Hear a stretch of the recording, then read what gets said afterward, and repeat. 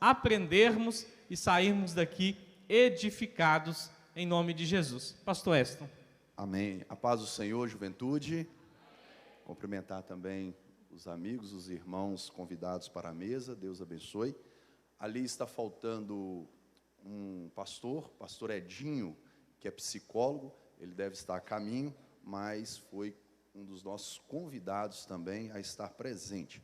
Nós vamos proceder com as perguntas direcionadas a um dos convidados, e o convidado que for responder terá 3 minutos para fazer a resposta. Logo após a resposta do convidado, também os irmãos, os jovens, terão a oportunidade, com 1 minuto, de fazer um questionamento em cima da pergunta, em cima da resposta, ou tirar alguma dúvida. Amém? Vocês entenderam? Vocês podem ficar à vontade para ficar bacana o nosso fórum. Precisamos da participação de vocês, então fica à vontade, com liberdade de perguntar e de também questionar em cima do tema e da pergunta proposta. Bacana? Podemos começar então? Então a primeira pergunta que nós vamos fazer, nós vamos direcionar primeiramente ao pastor Eliseu, que é a seguinte pergunta: Judas, orando no Espírito, o que quer dizer? Pastor Eliseu. Graças a Deus. Pessoal, Pai do Senhor, bom dia a todos. Primeiramente, quero estender a minha satisfação e honraria a ponto de participar desse evento tão sublime. Vamos à pergunta. Judas, no versículo 20, orando no Espírito Santo. O que isso significa? A expressão orando no ou com o Espírito Santo traduz uma ideia de uma dependência comunicativa no momento de comunhão entre o cristão e Deus. Ou seja, todo tipo de desenvoltura verbalizada, seja expressivamente falando ou mentalmente, o Espírito Santo, ele é o regente de toda essa comunicação, a ponto de que, como Paulo escreve, quando nós às vezes não temos a capacidade de nos expressarmos verbalmente, o Espírito Santo, ele vai se expressar ao Pai, a nós, com gemidos inexprimíveis. Então, orando no ou com o Espírito Santo, traduz a ideia da impossibilidade de oração sem o auxílio do mesmo. Amém. Plenário, alguém quer fazer algum questionamento em cima da resposta do pastor, ou até mesmo algum comentário? O jovem ficou bem claro? Amém? A segunda pergunta, direcionada ao pastor Gutierrez, obrigado, diz assim: é possível que alguém seja, após uma experiência com Deus, ou no dia a dia, fique o dia todo, ou até vários dias, com várias línguas estranhas na mente, fazendo arder o coração todo esse tempo? Pastor Gutierrez, com a liberdade. A paz do Senhor, meus irmãos. É possível, sim. Não é uma experiência relatada diretamente na Bíblia. Você não tem nenhum texto bíblico falando que alguém passou por isso, que ficou com uma espécie de falar em línguas na mente. Mas o apóstolo Paulo fala em oração na mente, né? Mas normalmente essa oração é uma oração consciente nas nossas próprias palavras. Agora sim, há uma série de experiências que às vezes acontecem na vida cristã, na vida pentecostal, que elas não estão diretamente relatadas na Bíblia, mas elas não são necessariamente antibíblicas.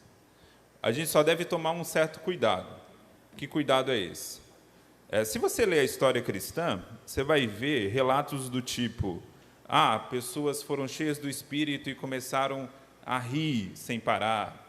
Pessoas foram cheias do Espírito. Tem um caso curioso, que certa vez o Jonathan Edwards, que foi um grande pregador do século XVIII, lá nos Estados Unidos, ele relata que quando chegou em casa, sua mulher estava numa oração tão profunda que ela começou a levitar. Isso é um caso bem peculiar, assim, você não vê por aí acontecendo. E aí vem a questão, né? Puxa, esse tipo de coisa pode acontecer?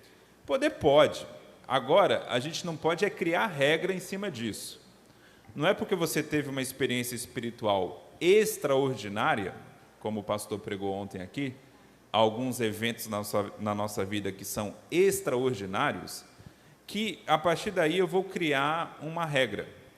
Certa vez eu tive uma experiência espiritual bem intensa, que eu fiquei por talvez ali 30, 40 minutos com os braços levantados em louvor a Deus.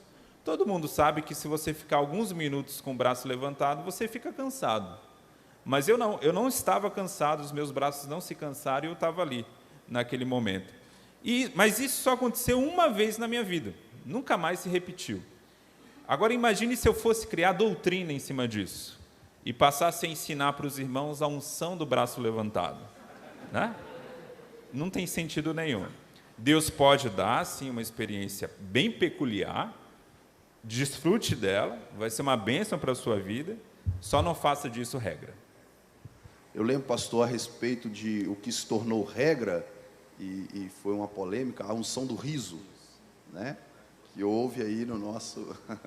Então foi algo... Queria que a mesa aí, os pastores, que quiserem complementar a resposta, ou falar algo, pode ter liberdade, viu? Todos entendidos? Não vai ter unção de riso, nem de levantar a mão? Amém? Pastor Eliseu quer fazer uma complementação? Ok. Só uma complementação do nosso querido companheiro. Ele fez menção da experiência de Jonathan Edwards, mas eu quero até aproveitar o gancho e orientar a juventude a estar lendo o Diário de Gunnar Wingre, o Diário de Daniel Berg. No livro O Diário de Gunnar Wingre, escrito por Ivan Wingre, que é filho de um dos fundadores da Assembleia de Deus, há casos semelhantes ao que foi citado, inclusive de pessoas que também chegaram a levitar durante cultos domésticos. E é curioso que o próprio Gunnar Wingre, quando ele recebia um impacto celestial, ele tinha um comportamento um pouco inusitado. Ele deitava no chão, rolava e sorria. Mas vale a pena aqui ressaltar a expressão usada anteriormente, isso foi uma exceção, e não uma prática comumente de culto. Ok? Amém. Ao pastor Júnior, nosso pastor presidente, quais os impactos do pentecostalismo no contexto social? Nosso pastor, com a liberdade. Meus irmãos, quero mais uma vez saudar a todos. Vocês viram que aqui eles não refrescam, né? O pastor Júnior chegou sem saber o que está acontecendo. Muito bem. Quais os principais impactos do pentecostalismo na esfera social? Irmãos, eu posso dizer que a sociedade do século XX, ela foi tremendamente impactada pelo pentecostalismo. Se você analisar a rejeição que um crente tem numa sociedade, é por causa do impacto.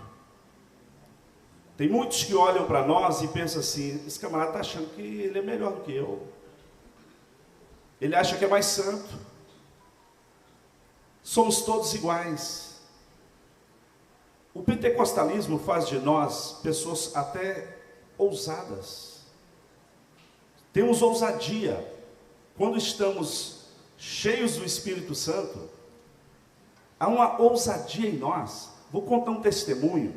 Quando missionário no México, Eu saí para evangelizar um dia com um senhor que era novo convertido, e lá várias casas estavam escritas assim: este lar é católico, não aceitamos propaganda evangélica, nem testemunho de Jeová.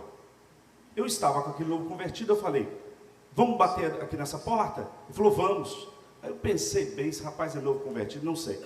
Não tocamos. Outro dia, passando sozinho em frente àquela casa, eu estava distribuindo uns evangelhos de João. Tinha uma senhora na porta. Eu disse para ela: senhora, eu estou querendo entregar à senhora um evangelho de São João. Ela falou assim: eu não aceito evangélico, nem testemunho de Jeová. Eu falei: não, mas eu sou um sacerdote católico. Ela falou: ah, é católico? Então vem. Entrei para dentro da casa dela. Estava ela, 3 filhos. Eu, bobo que nada, li a oração do Pai Nosso na Bíblia. E falei: olha, o meu propósito é ensinar as pessoas a ler a Bíblia. E eu gosto de estudar com as pessoas o Evangelho de São João, por isso que eu entrego este Evangelho. Conversei, eu voltei mais 5 vezes. Na 6ª vez que eu voltei naquela casa, o marido dela estava. Eu não fiz o que eu fazia, ler o Evangelho de São João e orar e ir embora. Eu voltei uma outra vez, o marido não estava. Eu falei assim: e aí, seu marido, o que ele achou? Ele falou: olha, ele ficou assim preocupado, pensando: mas como que é sacerdote se você é casado? Eu falei: o que a senhora respondeu? Eu falei com ele que você é pastor evangélico. Irmãos, essa mulher, a última vez que eu fui lá, ela me entregou todos os santos que ela tinha, mandou rasgar. Eu falei: não, a senhora vai rasgar. Rasgou e falou: a minha vida não é mais a mesma. A simples leitura do Evangelho de São João, poucos comentários, a história daquela mulher mudou. Então eu penso que a sociedade, ela tem um impacto muito grande quando nós deixamos o Espírito Santo nos usar, porque o Pentecoste, ele traz em nós poder, traz em nós ousadia, traz em nós graça para fazer a obra de Deus. Vou fazer um comentário nessa pergunta, porque ela é muito interessante. Esse livro que eu apresentei ontem para vocês, que eu escrevi um capítulo sobre isso. Tem algumas pesquisas, por exemplo, tem um antropólogo que foi na Bahia, numa região bem periférica de Salvador. Ele não é crente, é ateu, inclusive, mas ele observou um fato curioso. Ele andando ali na periferia de Salvador, ele observou que as casas dos crentes, todo mundo é pobre, todo mundo subemprego, todo mundo ganha mal, mas a casa do crente era a casa mais bonita. Era a casa pintada, era a casa rebocada. E aí, qual foi a conclusão dele? Porque o cara não está gastando em bebida, não está gastando em nenhum tipo de vício, então ele vai e investe na própria casa. Então ele tem uma condição, um bem-estar social melhor do que o não crente. Outro fato, o pastor mencionou, ele foi na casa lá dessa senhora ler as Escrituras. Outro impacto social muito importante, o evangélico, ele lê em média 3 vezes mais do que o não evangélico brasileiro. O não evangélico brasileiro lê em média, só 1 livro por ano, e os evangélicos leem 3 livros por ano. Só isso já é um impacto social tremendo. Muitas pessoas no Brasil, especialmente antigamente, elas passaram a ler pela primeira vez quando se converteram. Foi o caso da minha avó. A minha avó ela nasceu analfabeta, como todo mundo, né? Eu acho engraçada essa expressão, fulano nasceu analfabeto. Todo mundo nasceu analfabeto. Mas ela cresceu analfabeta e na vida adulta, quando ela se converte, ela passa a aprender a ler e escrever. Para quê? Porque ela queria ler a Bíblia e ler a harpa cristã, né? Então, isso tem um impacto social tremendo. Um outro impacto que a gente pode mencionar, que é sentido muito nas cidades grandes, especialmente São Paulo, você tem muita gente que vai do Nordeste para São Paulo, ou mesmo do interior de Minas para São Paulo. O cara está saindo de uma cidade pequenininha, de 15, 20 mil habitantes, e ele vai para uma metrópole. Muita gente não consegue lidar com a solidão da metrópole, e acaba, às vezes, até entrando no submundo da metrópole. E quando você pega uma pessoa assim, e ela vai diretamente para a igreja, o que acontece? a igreja se torna a sua nova família. E ele consegue ter ali uma estrutura mínima de conseguir um emprego, de ter referências. Então, assim, o impacto social da igreja, gente, é um impacto tremendo. Eu até aproveito, então, fazer propaganda do livro. Quem quiser saber mais, o meu livro está aqui para ler sobre isso. Pastor Júnior. Surgiu uma dúvida na minha fala, né? Quando eu me identifiquei, eu sou um sacerdote católico, eu não menti. Porque eu sou um sacerdote católico ainda hoje. A palavra católica quer dizer universal. Eu sou sacerdote católico, sou apostólico, porque sigo as doutrinas dos apóstolos. Só não sou romano. Então, é essa única palavrinha. Então, se eu disser que eu sou um sacerdote católico, apostólico, está tudo certo. Eu só não sigo as tradições de Roma. Agora, foi interessante que eu não precisei explicar isso para a dona. Ela mesma descobriu. Pois bem, eu vou fazer mais uma pergunta e eu gostaria que vocês já fossem elaborando a sua pergunta, que a próxima pergunta é a plateia que irá fazer, ok? Você vai direcionar a um dos nossos convidados e fazer a sua pergunta dentro do tema.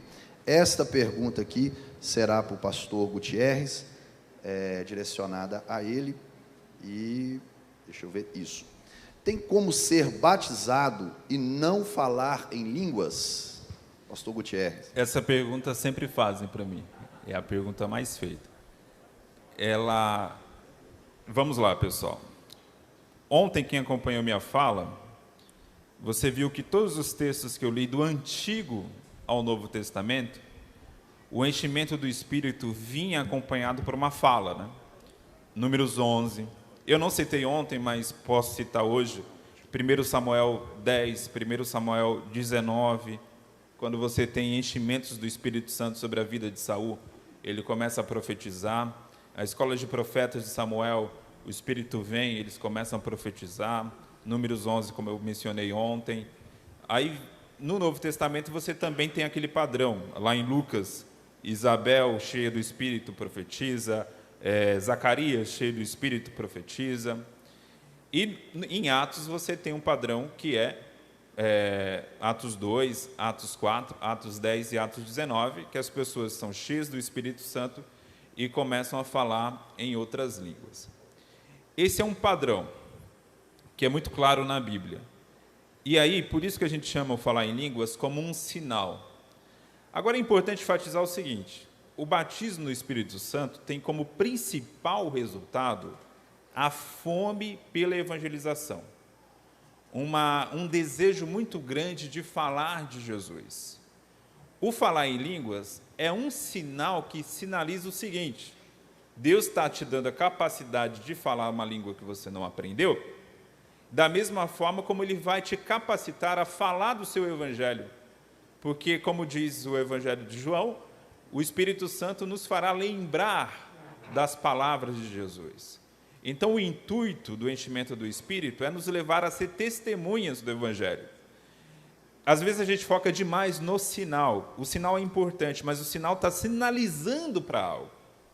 E essa sinalização é justamente para esse propósito. Então, não adianta você me falar, eu fui batizado, falo em línguas, mas não sai para evangelizar, tem alguma coisa errada. Mais importante para mim é saber, olha, eu passei por uma experiência espiritual, depois dela, olha, a minha vida mudou. Agora, o meu desejo por fazer a obra de Deus é tão intensa que eu me sinto incomodado de ficar parado. Por quê?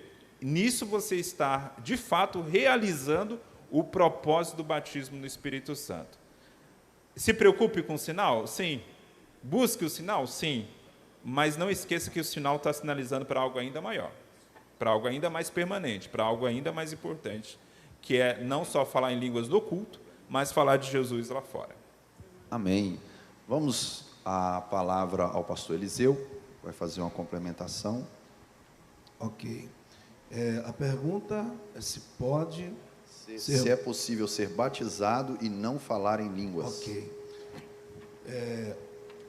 O falar em línguas, conforme acabamos de ouvir, ele tem a sua fundamentalidade como uma expressão física, correto?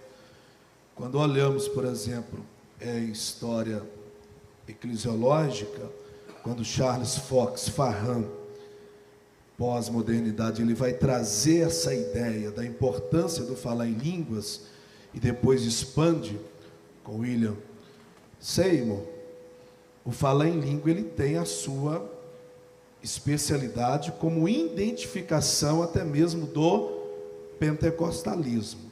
Correto? Vocês entenderam? Diga amém.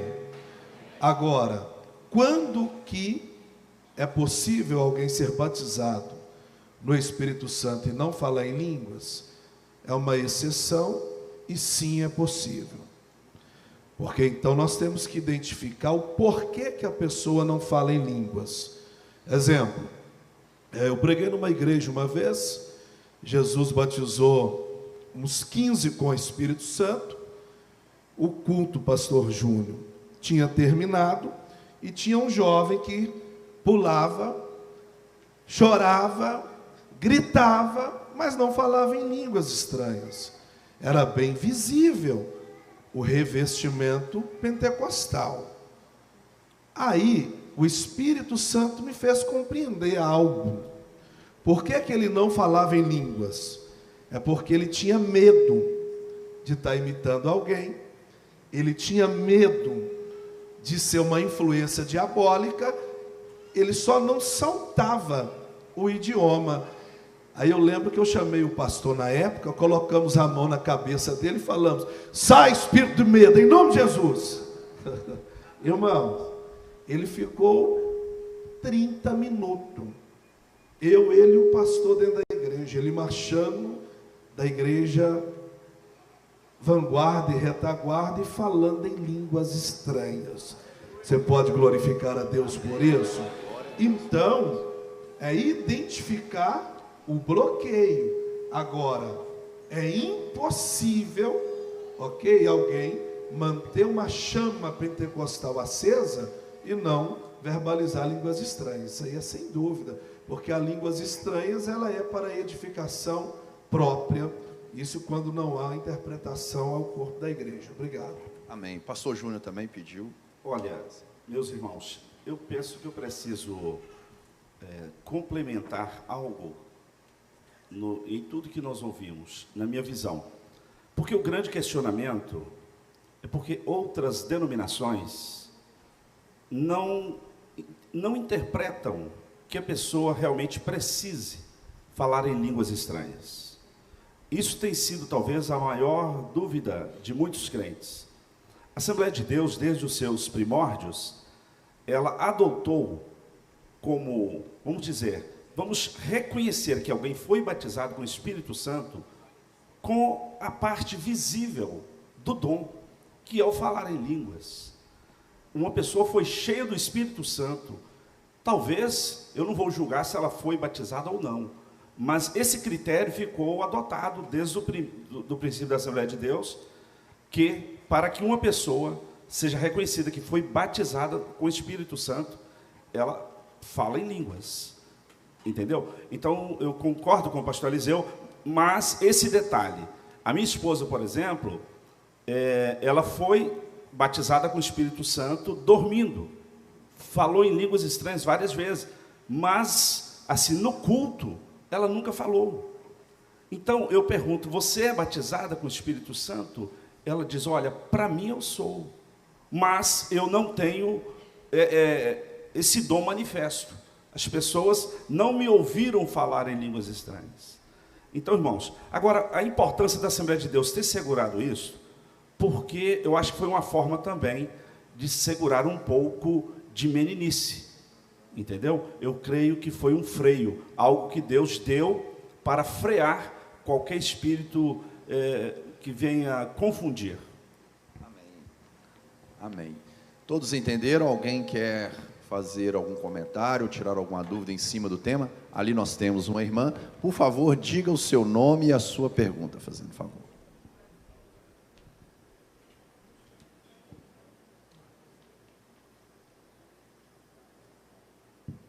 A paz do Senhor a todos, meu nome é Isabel, e a minha dúvida é algo que já aconteceu comigo, de sonhar que eu estava falando em línguas estranhas, mas quando eu acordo e busco a Deus novamente em outros dias, não acontece.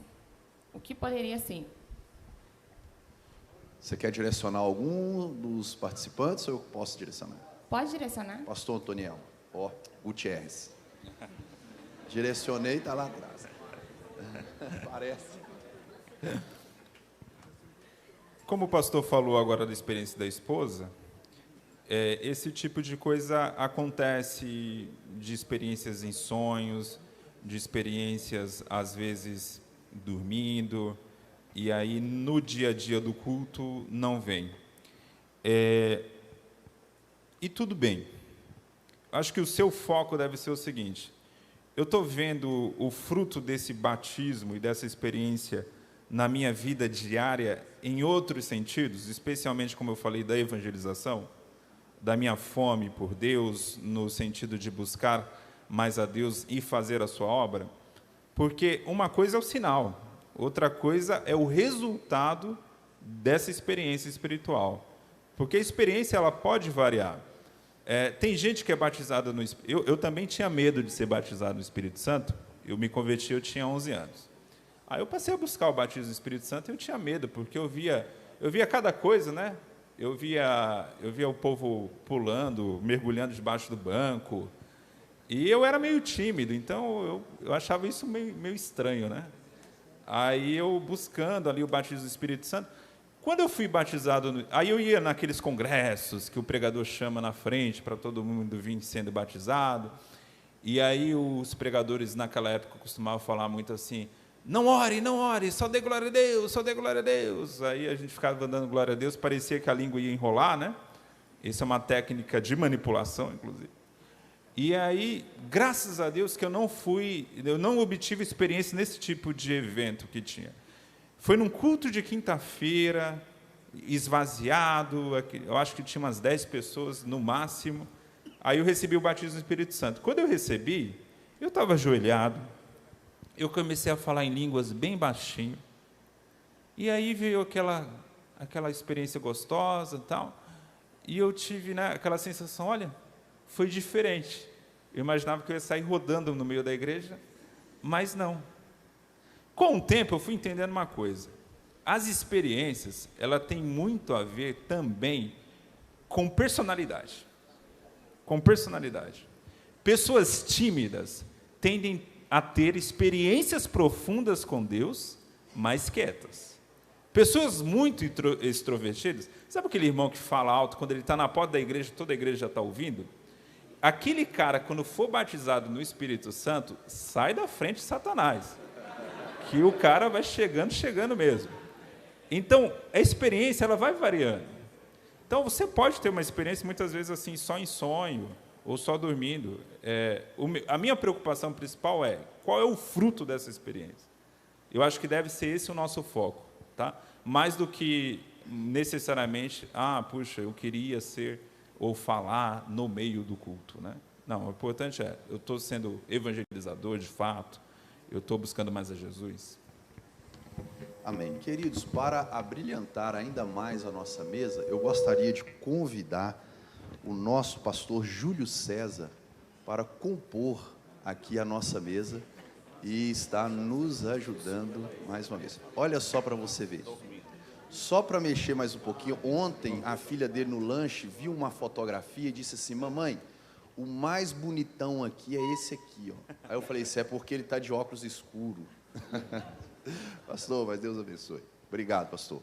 O senhor quer complementar ou falar alguma coisa? Sim, em relação ao batismo no Espírito Santo, nós estamos sendo, talvez até bombardeado com uma linha calvinista que surge em nosso meio e trazendo o cessacionismo para o nosso meio.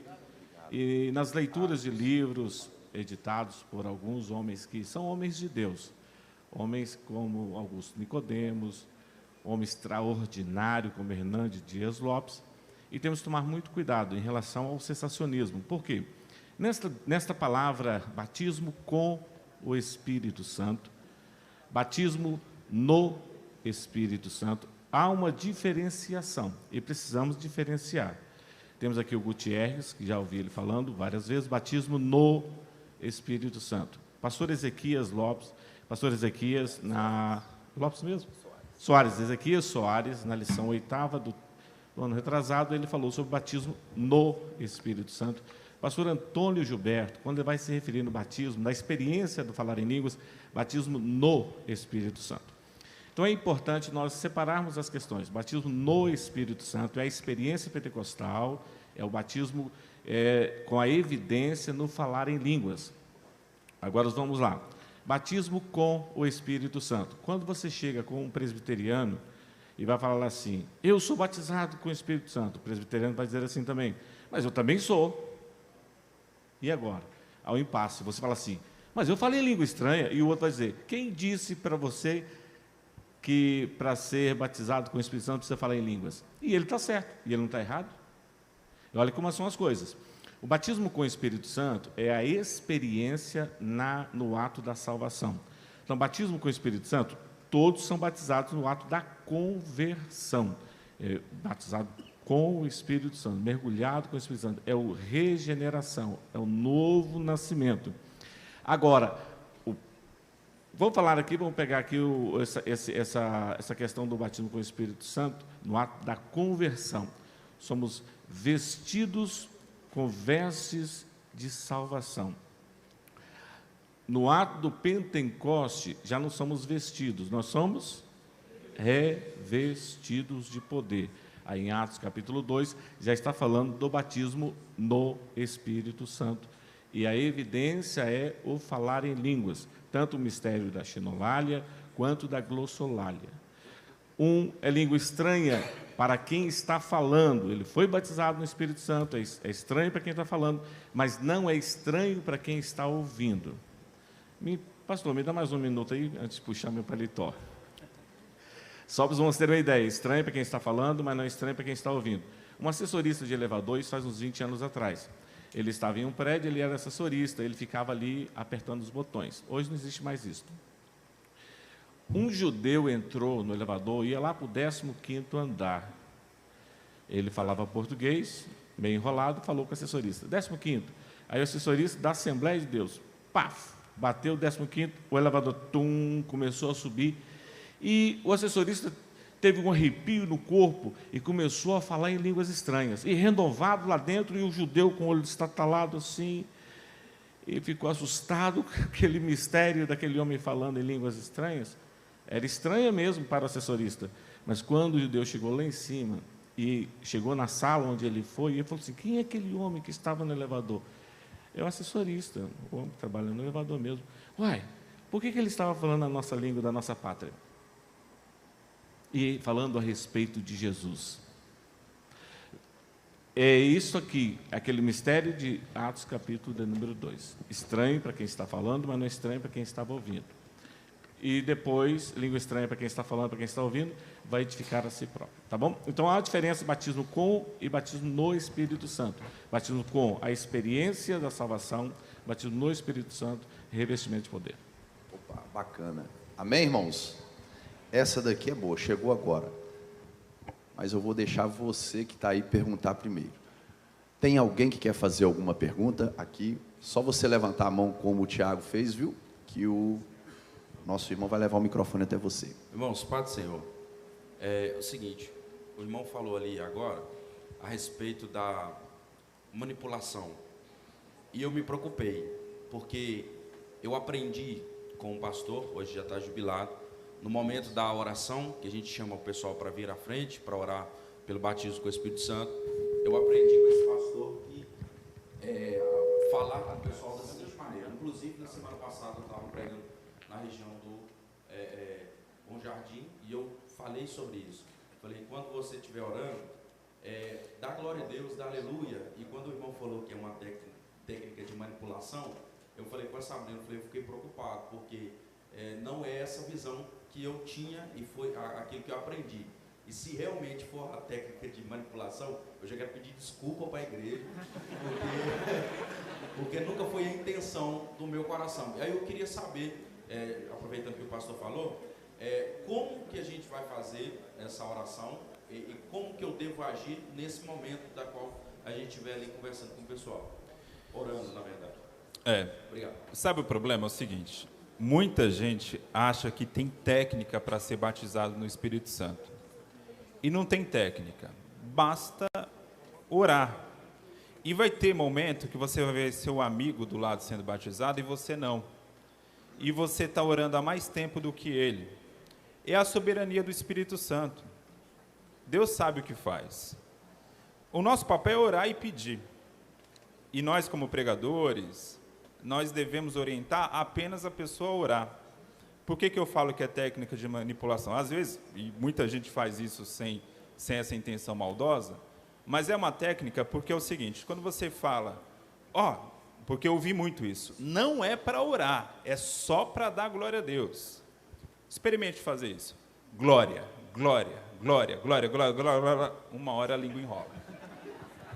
Tem muito pregador por aí, gente, que é picareta, que o negócio dele é dar falso testemunho, que por onde ele prega, 70 pessoas são batizadas, 50 são batizadas, porque isso aumenta a fama do camarada e aumenta o cachê também, né? E aumenta mais igrejas querendo levar ele, porque, igual o pastor, eu amei a expressão que ele usou, não existe pregador batizador, não existe. Quem batiza no Espírito Santo? Jesus.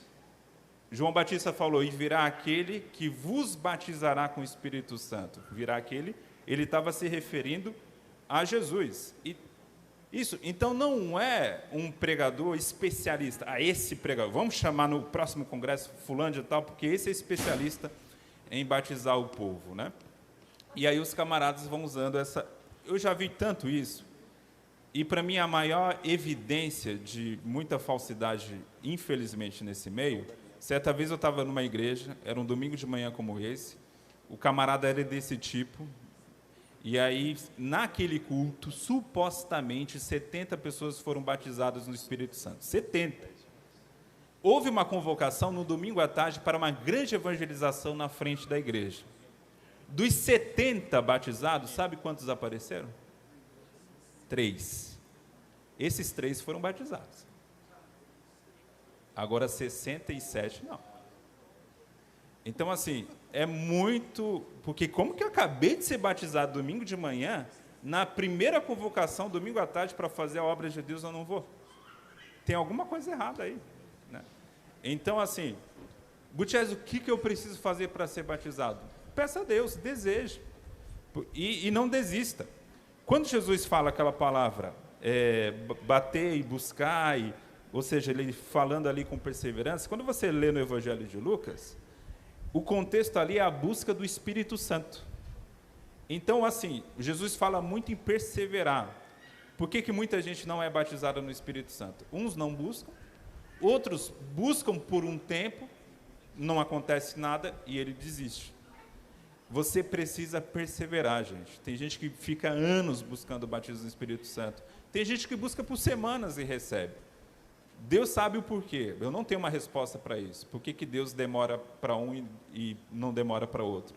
Mas se para você está demorando, você não pode desistir. Você tem que perseverar. Você tem que buscar. Você tem que desejar.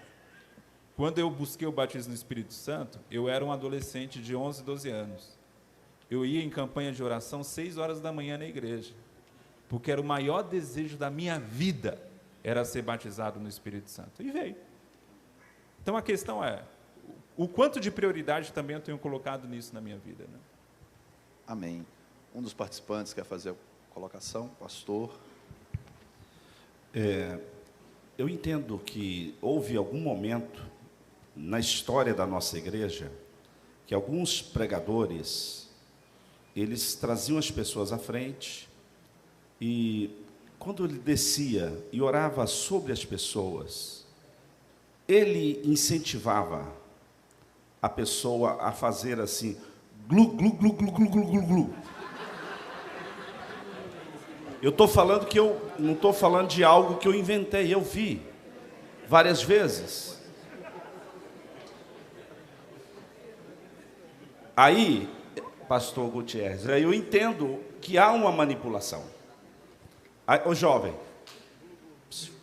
Tiago, se você incentiva o pessoal a glorificar a Deus, sem esta manipulação, não há nada de errado. Porque o primeiro passo para ser batizado com o Espírito Santo, eu tenho que crer. O detalhe é fé, é crer.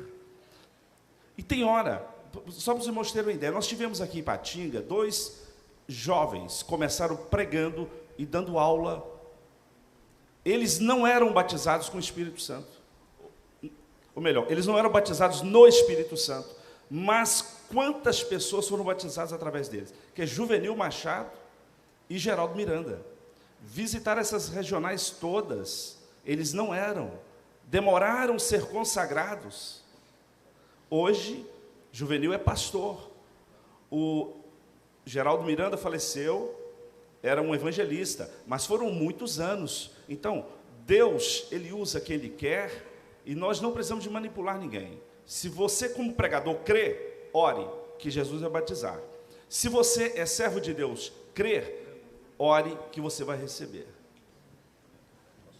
Pastor Eliseu. Sim, só fazendo a complementação, para evitar essas manipulações que o Gutierre mencionou e também o glu-glu-glu que o pastor Júnior mencionou, é importante o pastor local, quando um pregador estiver exercendo esse ofício de ministração, ele descer os obreiros dele para acompanhar se vai ser só um glu-glu-glu ou se realmente vai ter uma desenvoltura de um idioma diferente.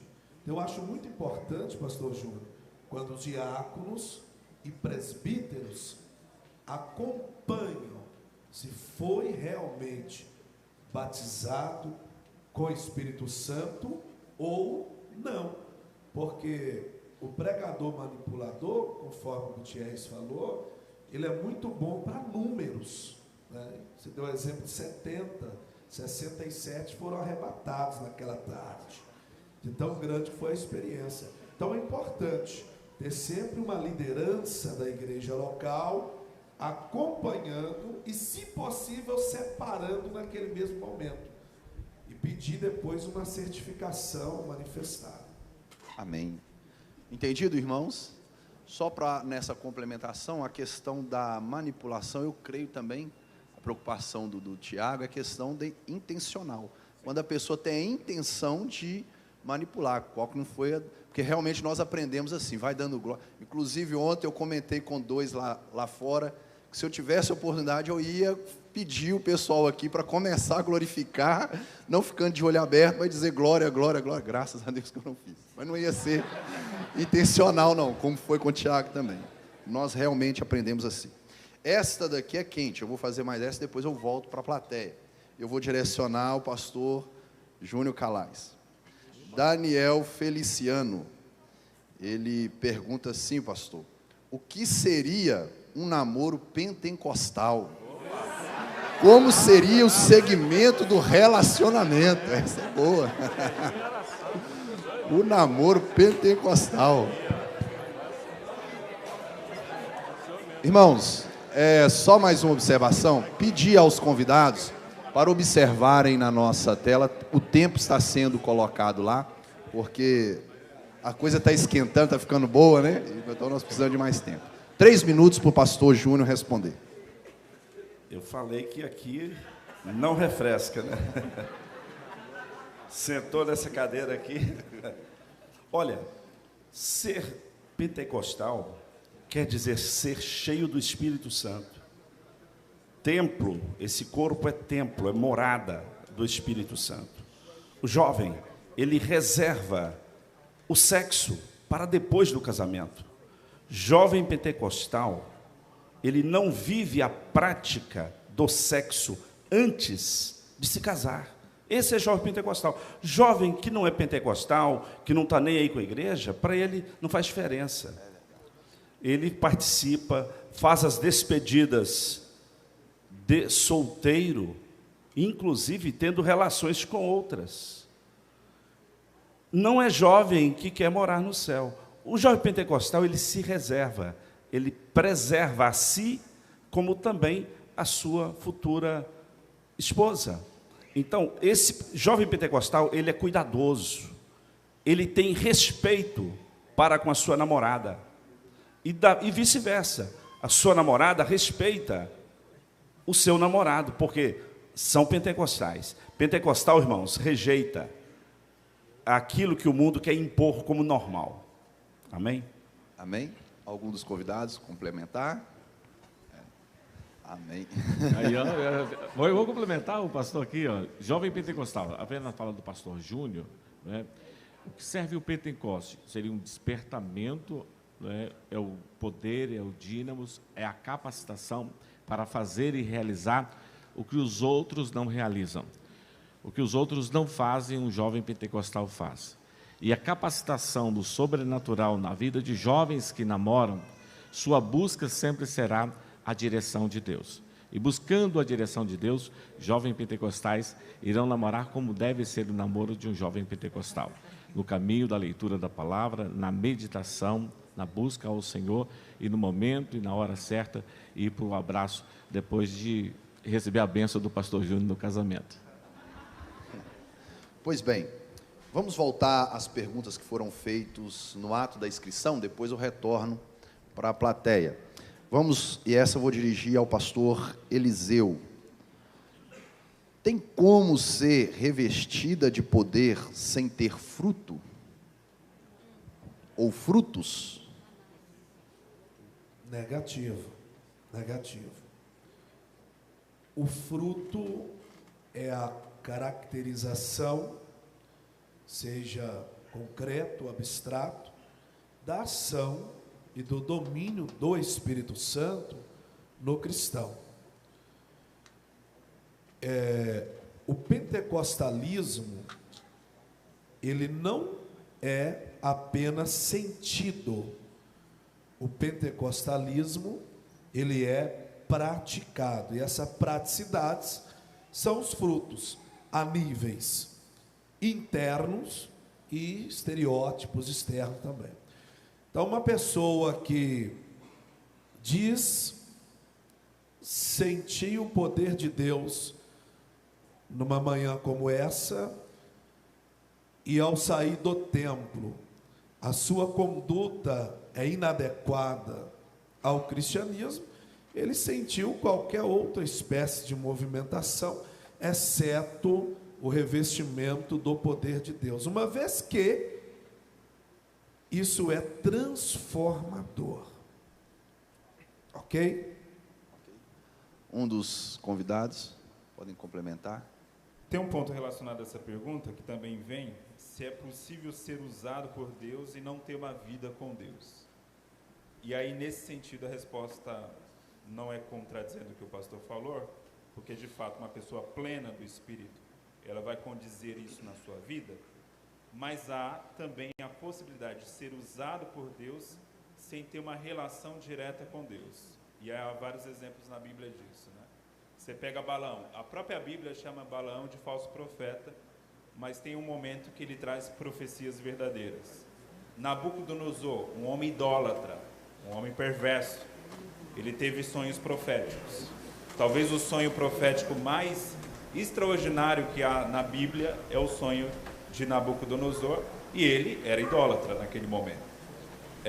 Nós temos a própria fala de Jesus, que naquele dia do julgamento final, vai chegar gente dizendo: Jesus, eu profetizei em teu nome, eu expulsei demônios em teu nome, e Jesus vai dizer: eu não vos conheço.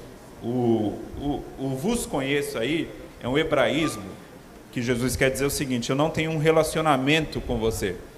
E Jesus não está negando esses milagres que aconteceram, de fato aconteceram, mas Jesus não tinha um relacionamento com essas pessoas.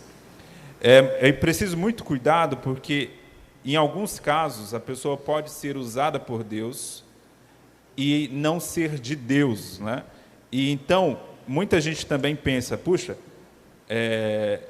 eu tive uma experiência espiritual, então quer dizer que Deus está chancelando que a minha vida é correta.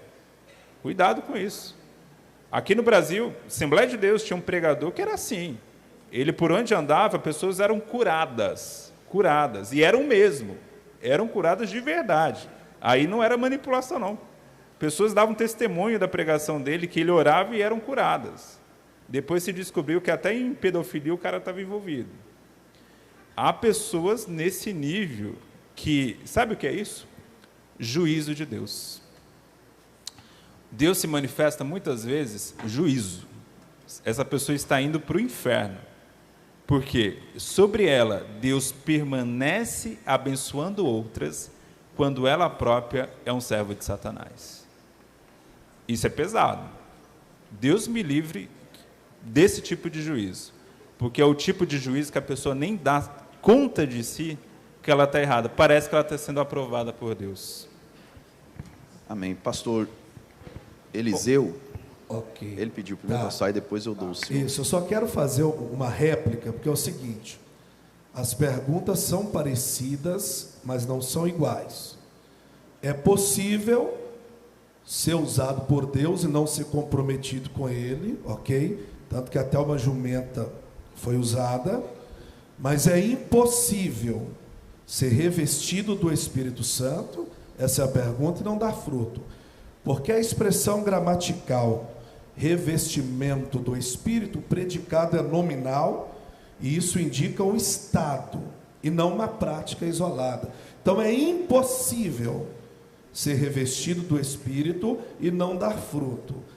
Agora, ser usado, aí sim um predicado verbal, até uma jumenta pode ser usada quando o profeta não dá lugar. Amém? Pastor Júnior. Meus irmãos, eu entendo que é bastante complexo esta interpretação. Me perdoe aqui, pastor Eliseu, vou explicar por quê. Me recordo, na minha adolescência, buscava o batismo no Espírito Santo com muita intensidade. E me lembro que numa virada de ano, foi um culto muito abençoado. E no final daquele culto, um casal aceitou Jesus.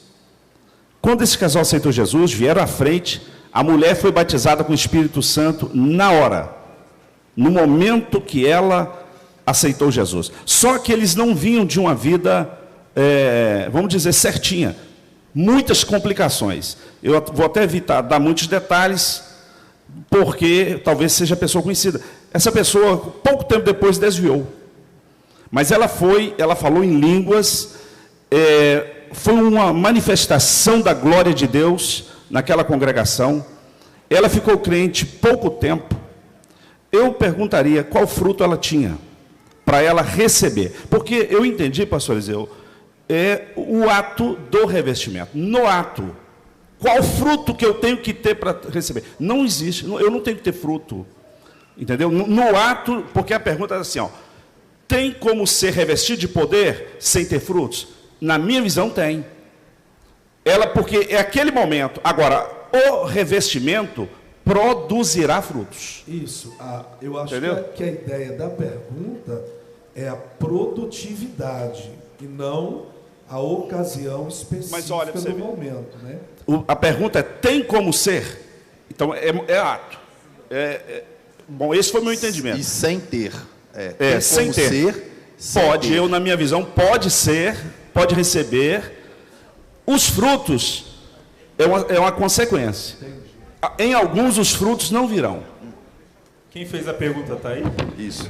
Só lembrando, irmãos, e aos convidados da mesa, que as perguntas foram feitas pelos próprios alunos no ato da inscrição da EBJ. Então, de uma forma, a plateia está participando, que a pergunta são deles mesmo. Se a pessoa estiver aí, talvez ela possa esclarecer o que ela quer. Levante a sua mão, quem fez essa pergunta. Tá lá. Aí, você vai ter 1 minuto para dar um esclarecimento da sua pergunta. As respostas foram em linhas diferentes. Em linhas diferentes, justamente. 1 minuto, por favor, o nosso sonoplasta. Pai do Senhor, me chamo Isaac, e era dentro do que o Gutierrez mesmo respondeu.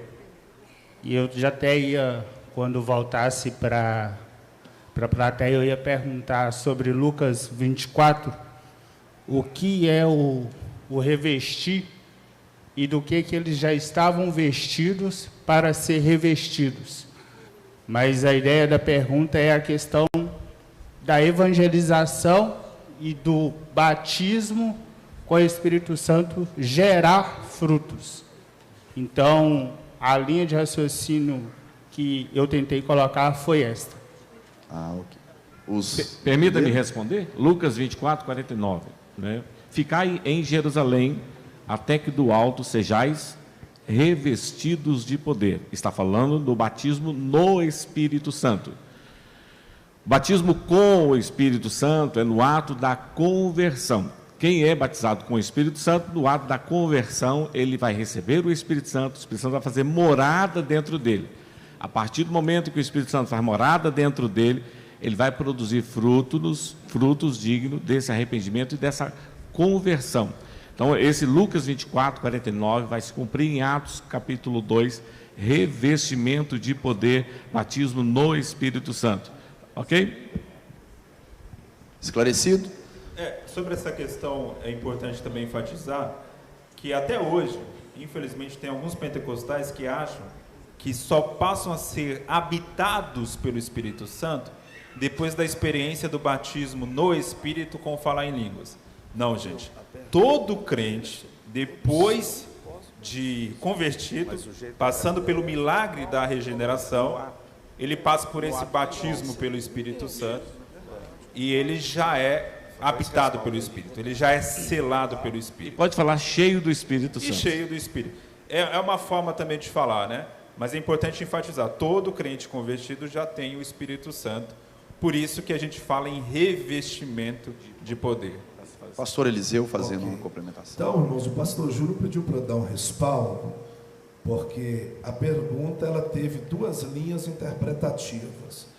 Então vamos lá. Primeiro, receber o batismo com o Espírito Santo não é meritocracia de nenhum de nós. Os irmãos entenderam? Amém? E o pastor Júnior deu aqui um exemplo do casal que não tinha nenhuma linha de compromisso com o cristianismo e foram batizados. Agora, a produtividade cristã pós-batismo com o Espírito Santo, essa depende de um ato de revestimento constante, porque é impossível nós produzirmos no reino sem a ação do Espírito Santo na nossa vida. Ficou entendido? É isso mesmo? Ok. Que bênção. Irmão, nós estamos caminhando para o final do fórum. Oxalá se tivéssemos mais tempo, né? Ficou bom, ficou gostoso. Mas nós vamos à última pergunta neste momento, e eu vou direcioná-la ao pastor Eliseu, que até acabou de complementar, que fala assim: qual a função do Espírito Santo na hermenêutica? Ok. Então a hermenêutica, numa linguagem bem coloquial, é a arte de interpretação das Escrituras, correto?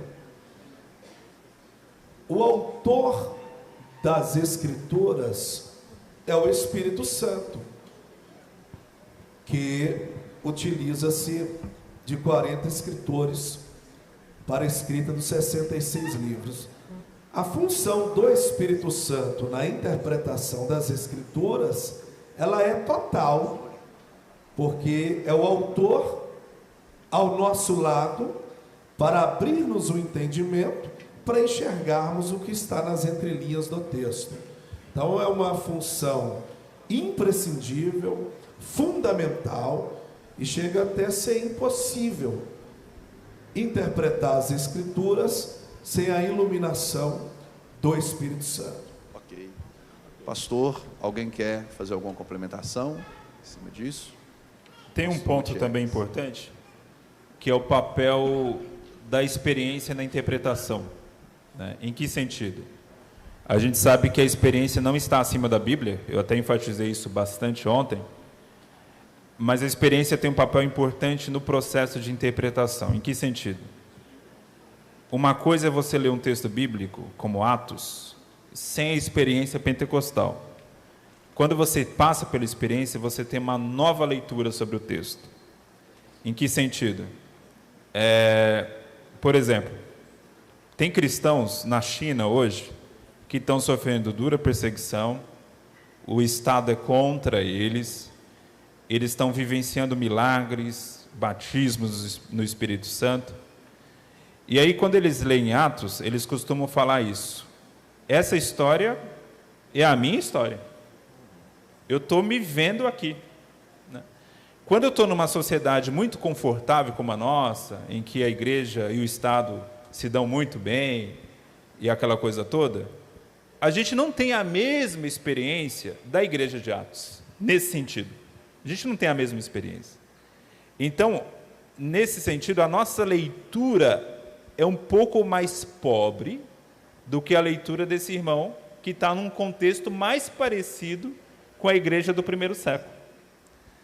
Outra coisa, outro exemplo. Nas sociedades modernas, desenvolvidas e tal, poucas pessoas acreditam em experiências espirituais e tal. Se você vai em um país europeu, você vai encontrar muita gente secularizada, muita gente ateia. Então, ele não acredita em espíritos e nada disso. Então, nesse contexto, quem está lá tem um desafio a mais, que é levar o mundo da Bíblia para esse novo mundo. Agora, se você está num contexto de uma tribo africana, que todo mundo, mesmo, nunca teve contato com o cristianismo, mas ali todo mundo meio que acredita em espíritos maus, espíritos bons e tal, naquele contexto fica mais fácil de você explicar a Bíblia. Porque a visão de mundo da época da Bíblia é mais próxima da visão de mundo daquele povo ali. Então, é muito interessante esse papel, quando a gente fala da experiência pentecostal, porque quando eu tive a minha experiência pentecostal, eu li o texto de 2 Coríntios 12 de Paulo de uma forma. Depois que eu tive essa experiência, agora eu entendo o que Paulo está falando aqui. Porque a minha experiência foi muito parecida com o que ele sentiu. Então, é muito legal de você ser pentecostal, é que você vai ler Atos, especialmente Atos, e os Evangelhos, e vai dizer, olha, eu estou vivendo algo parecido com o que Jesus viveu, estou vivendo algo parecido com a igreja primitiva viveu. Isso é maravilhoso. Pode passar. Queridos, permita-me só contar uma história de um missionário que foi enviado para uma tribo de índios, né, totalmente isolado da sociedade. Esse missionário foi para lá e ele determinou no coração: eu não vou ler nenhum texto da Escritura Sagrada. E ficou lá 5 anos, entre os índios. E é interessante que 5 anos que ficou entre os índios, fez um trabalho extraordinário entre os índios. Ele foi removido e um outro missionário foi para o lugar dele. O outro missionário logo chegou com os evangelhos para contar a história de um homem que veio há 2000 anos atrás. Gente, vocês precisavam ver o pregador falando sobre aquele homem há 2000 anos atrás que veio, que abraçava as crianças, dava atenção aos jovens, conversava com os velhos e amava as pessoas. Aí o pregador falou assim, e o nome dele era Jesus. Aí um índio lá atrás gritou assim, você está falando o nome da pessoa errada. Ele não se chama Jesus, não. Ele é o missionário que veio aqui antes de você. Ou seja, ele não pregou sobre Jesus, ele viveu como se fosse Jesus que estivesse ali. Nós somos o quê? Discípulos de quem? De Jesus. Precisamos falar como ele falou, precisamos sentir como ele sentiu, precisamos amar como ele amou, precisamos evangelizar como ele evangelizou. Amém. Compreendido, irmãos? Amém? Às vezes o nosso procedimento fala mais alto do que qualquer leitura que você faça, né? Deixa eles lerem Jesus através de você, amém? Vamos ficar de pé. Eu sei que tem perguntas aqui que não podem ser respondidas por causa do nosso tempo, né? Mas valeu muito a participação de vocês, fazendo a pergunta aqui, enviando aqui agora e também realizando no site. Queria convidar o nosso pastor presidente, pastor Júnior, para fazer uma oração, mas antes disso eu gostaria que você desse uma salva de palmas. Vamos dar uma salva de palmas, amém, tanto para os nossos convidados, para nós mesmos, por esse momento que nós vivemos aqui, maravilhoso. Pastor Júnior. Amém. Nós vamos orar, mas eu quero crer que na mente de cada jovem esteja nascendo um desejo ainda maior de ser cheio do Espírito Santo. E é nesta linha que eu quero orar por vocês. Que cada jovem venha sentir necessidade de ser cheio do Espírito Santo, porque nós cremos na atualidade dos dons. Glória a Jesus. Senhor, te dou graças pela grande oportunidade que o Senhor nos dá a esses jovens, de aprender, Senhor, da tua palavra. Eu peço, Senhor, que encha-os da tua graça, de temor de Deus. Dê a eles fome, Senhor, fome pelas coisas espirituais, que eles tenham